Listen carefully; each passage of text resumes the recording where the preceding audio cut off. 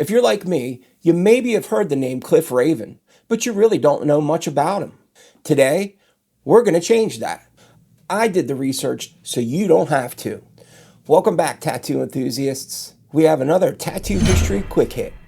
Now, full transparency, I've heard Cliff Raven's name before, and I've seen his work many times over the years. But I really didn't know much about him. Maybe you're in the same boat. We're all in the same boat. Teamwork. Cliff Raven is considered to be a legend amongst other tattoo artists. But unfortunately, he may not be as well known outside of artist circles. His influence in the tattoo renaissance of the 70s is right up there with the legendary tattoo artist Ed Hardy and other notable tattoo artist Don Nolan. If you were to ask the general public who brought the Japanese aesthetic to the masses, most people would mention Ed Hardy and leave Cliff Raven and Don Nolan right off the list. What most people won't understand is the influence that these three gentlemen had bringing large-scale Japanese tattooing to the United States. It's almost unmeasurable. Cliff was doing back pieces in Japanese bodysuits long before his peers. Born Clifford H. Ingram in 1932 in East Chicago, Indiana, Cliff gained interest in tattooing at a very early age. At one point, giving himself his first tattoo at the age of 15, a stick and poke of a winged wheel. As he got older, he would graduate with a BA of Fine Arts from Indiana University. Not soon after graduation, he would take a job working for Spiegel's department stores doing graphic design. In the early 60s, he would get tattooed by the legendary artist Phil Sparrow. Right around this time is when Cliff got immersed in the tattoo culture. He started to learn tattooing from Phil Sparrow, also known as Samuel Stewart, and Tatts Thomas.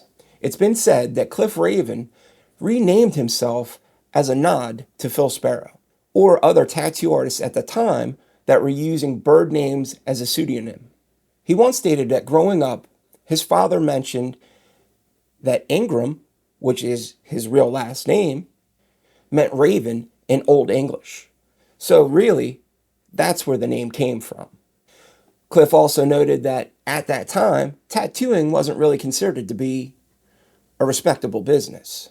And other artists at that time were using pseudonyms to separate their personal and professional life. This was the beginning of his career in Chicago. He would start tattooing at a penny arcade and burger place.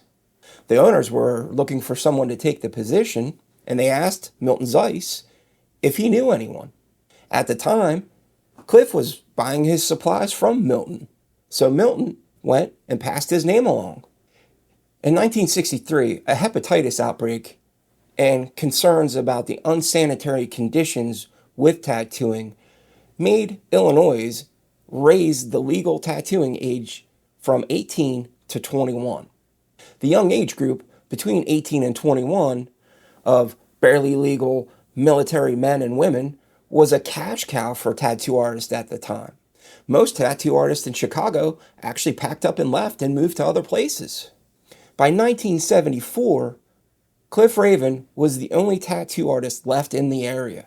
Now, during this time frame, Cliff ran into a gentleman whose name is Chuck Renslow, and he wound up having a relationship with this man, along with another gentleman whose name was Don Arjudos. I'm probably pronouncing that wrong.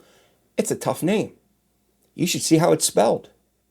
They would actually live together and create a family environment. Other gay men would join the family, and they created what was called the Renslow Family Enterprises. The Renslow Family Enterprises gave these men an opportunity to open and buy businesses, where under normal circumstances, due to the bigotry of homosexuality at the time, they would not be able to open these businesses. With the help, Cliff was able to open up his first solo shop. The shop was named Old Town Tattoo, and it was located on Larrabee Street in Chicago. Later, they would actually lose the building that they were in due to gentrification and would have to pack up and move. Cliff would relocate his shop on West Belmont Ave and open up Chicago Tattoo Company, which is still owned and operated till this day. He would also open up Chicago Tattoo Supply, which he operated out of the same building. Now, Chicago Tattoo Supply Company became one of the first companies in America to mass produce ink and needles. Raven had concerns about allergic reactions and infections from different inks and reusing needles. This is also one of the reasons why Cliff Raven was one of the first early adopters of tattoo artists wearing gloves. Get some rubber gloves. Now, with the encouragement from Sparrow, Cliff would go ahead and learn the intricacies of Japanese tattooing. We hope you like this video, and if you want to see more tattoo history, please make sure you smash that like and subscribe button so you get notified when we post more videos. In the 70s, Cliff Raven, Ed Hardy, who was also apprenticed by Phil Sparrow, and Don Nolan were considered to be the big three. They would focus on the Japanese art and infuse it with an American traditional style. It would ultimately change people's perceptions on what tattooing really could be. Now, Hardy would be more strict about traditional Japanese tattooing and even travel to Japan to hone his craft. Nolan would lean more on the Americana, combining Japanese methods along with Western art visualizations. Cliff was more about the beauty of tattooing. He would abandon stencils and draw the tattoo directly on the skin. He would also stay in contact with Japan's most influential tattooists at the time and bring this depth and complexity to his work. He would become very well known for being able to blend and pack color into the skin. In 1976, he would actually relocate to Los Angeles. This is where he would buy Sunset Strip Tattoos, which was owned by the legendary tattoo artist Lyle Tuttle. Now, once Cliff was up and running, he would work very closely with a doctor. This doctor would This doctor would provide him with insight on running the cleanest, safest shop possible. This would include covering surfaces and single-use protective barriers. When HIV emerged, shops were actually refusing to tattoo homosexuals who wanted ink. Being gay himself and a part of that community made him more interested in creating an almost sterile, medical-grade, safe environment. He would be the go-to guy for gay men that were looking to get tattooed. Cliff always prioritized his clients, all clients. It was part of his fabric. Gloves weren't even an industry standard up until 1986.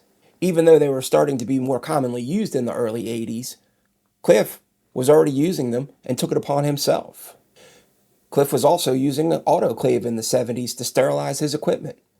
And again, that was before a lot of artists were even thinking about using them. Now, Cliff would run Sunset Strip Salon along with his partner Pierre Mitchell, who would share the space with him as a hair salon. Pierre would also dabble in tattooing at the time, and he would call himself Bob Raven to make it look like it was Cliff's brother. In 1985, he would retire to 29 Palms and open up a bookstore along with his partner Pierre. Cliff would go ahead and sell the shop at Sunset Strip to his protege, Robert Benedetti. Now, Cliff would keep his sexuality on the down low for many years and was considered to be a very private person. He was very careful to reveal too much about his own personal life. In 2001, Raven would die of hepatitis C with Pierre by his side. His legacy is cemented in tattoo history. Maybe more known by other tattoo artists than the general public, but he's recognized for the amazing amount of work that he did over the years that he tattooed. He's also recognized as being one of the leaders in the forefront of bringing health and safety concerns of tattooing, being a trendsetter and working with his gloves on and having a sterile environment. These things all together, along with being an amazing artist, are why Cliff Raven is considered to be one of the original legendary tattoo artists. We hope you liked this episode. If you'd like to see more, make sure you click this link here to see more tattoo history.